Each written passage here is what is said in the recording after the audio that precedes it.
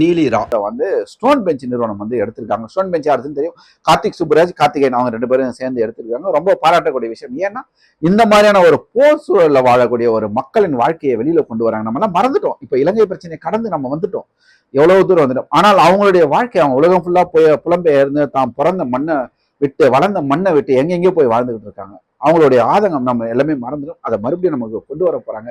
அந்த போர் முனையில் எப்படியெல்லாம் இருந்ததுனால கொண்டு வர போறாங்க. இப்ப இங்க என்ன ஒரு பிரச்சனை அப்படின்னு சொன்னா, இங்க நமக்கு இலங்கை போர் நடக்கும்போது இங்க தமிழ்நாட்டில் இருந்த ஹீரோக்கள் எல்லாம் அப்படி பொங்கி எழுந்தாங்க. நடிகர்கள் எல்லாம் உண்ணாவிரதம் பண்ணாங்க, போராட்டம் பண்ணாங்க, மனித சங்கிலி பண்ணாங்க, என்னென்னவோ பண்ணாங்க. இவ்வளவு பேர் பண்ணும்போது இன்னைக்கு இந்த படத்துல நடிக்க, முதன்மை கதாபாத்திரத்தில் நடிக்க தமிழ்நாட்டில இருந்து ஒரு ஹீரோவும் இல்லை. ஏன்னா தெலுங்கை சேர்ந்த நவீன் சந்திரா அவர் தான் வந்து ஹீரோவை நடிச்சிருக்காரு. அதே மாதிரி கதாநாயகன் நடிச்சிருக்கணும் ஆந்திரா பொண்ணுதான்.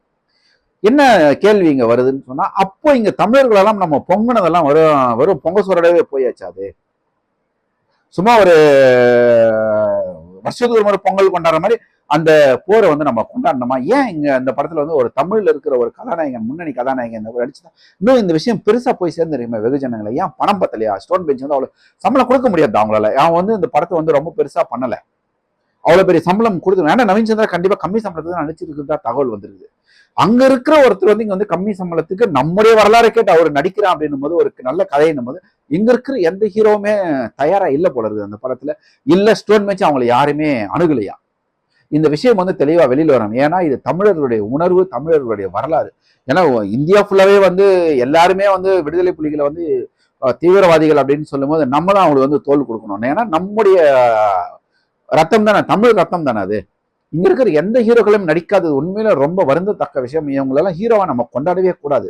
இந்த ஸ்டோன் பெஞ்ச் வந்து ஓப்பனா நாங்க இந்த ஹீரோ அணுகணும், இவங்களாம் நடிக்க மாட்டேன் அப்படின்ற விஷயத்த வெளியில சொன்னாங்கன்னா அவங்களால ஒட்டுமொத்தமா தமிழ் திரையில இருந்தே வந்து நம்ம புறக்கணிக்கலாம். அவங்க படத்துல ஓட விடாம பண்ணலாம்.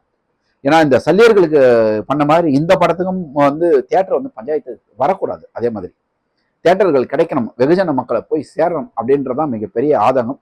சீக்கிரமா ஸ்டோன் பெஞ்ச் வந்து எந்தெந்த கதாநாயகர்களை நாங்கள் அணுகணும், அவங்களாம் நடிக்கல அப்படின்ற விஷயத்த வெளியில சொன்னா அவங்கள நமக்கு புறக்கணிக்கிறதுக்கு ரொம்பவுமே வசதியா இருக்கும் அப்படின்றதான் என்னுடைய வேண்டுகோள்.